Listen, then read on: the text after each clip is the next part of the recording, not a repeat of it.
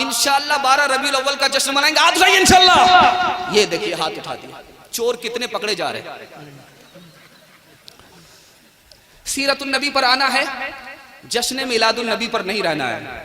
میں بتانے کے لیے جا رہا ہوں, جشن میلاد النبی کسی بھی مسلک کا جشن نہیں ہے.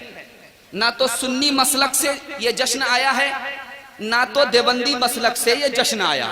یہ جشن کہاں سے آیا؟ جیسے محرم کا جلوس سے آیا, جیسے محرم کا جلوس شیعہ سے آیا, دیوبندی سے نہیں آیا, سنی سے نہیں آیا.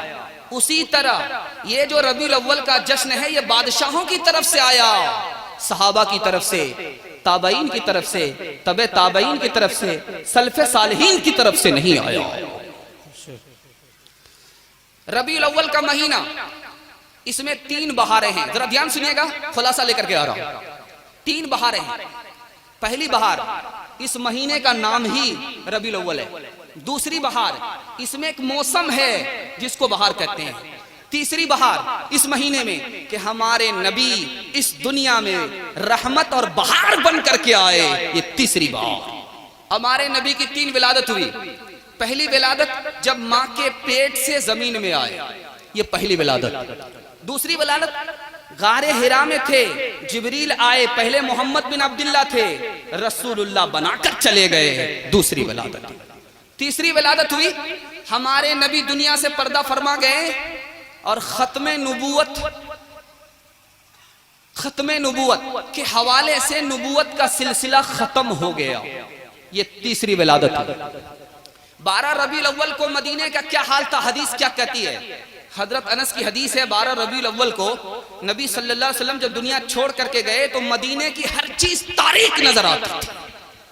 12 ربیع الاول کو جشن منانا چاہیے یا سوگ منانا چاہیے؟ تو لکھا ہے نہ جشن منا سکتے ہیں نہ سوگ منا سکتے ہیں.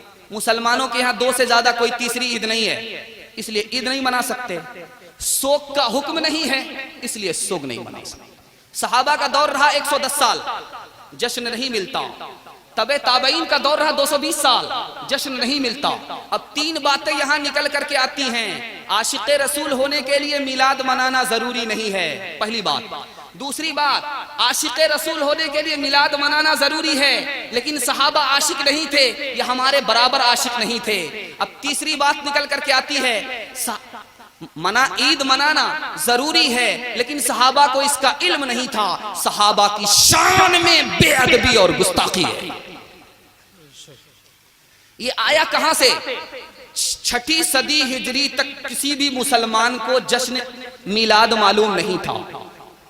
7ویں صدی ہجری میں مظفر نام کا موصل کا بادشاہ, اس نے پہلا جشن منایا. عمر بن دہیا مولوی نے انعام کے لالچ میں کتاب لکھ دی, ثابت کر دیا جشن منانے پر ثواب ملتا ہے. لسان المیزان میں حافظ ابن حجر فرماتے ہیں یہ مغرور مولوی تھا, احمق تھا, اس کی زبان گندی تھی. بات کیا ہے؟ یہ جشن میلاد بدعت ہے, بدعت گمراہی ہے. بدعتی کی تعظیم کعبے کو ڈھانے کے برابر ہے. نتیجہ کیا نکل کر کے آیا؟ جو کام کے عاشق تھے وہ قبر میں چلے گئے, نام کے عاشق رہ گئے. میلاد النبی ہے, سیرت النبی ختم ہے.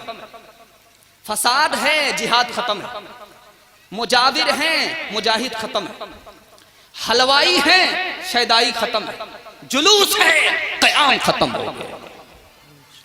کون ہے تاریک آئین رسول مختار, مصلحت وقت کی ہے کس کے عمل کا معیار, ہو گئی کس کی نگاہ طرز سلف سے بیزار, کس کی آنکھوں میں سمایا ہے شعار اغیار, قلب میں سوز نہیں, روح میں احساس نہیں, کچھ بھی پیغام محمد کا تمہیں پاس نہیں, کچھ بھی پیغام محمد کا تمہیں پاس نہیں.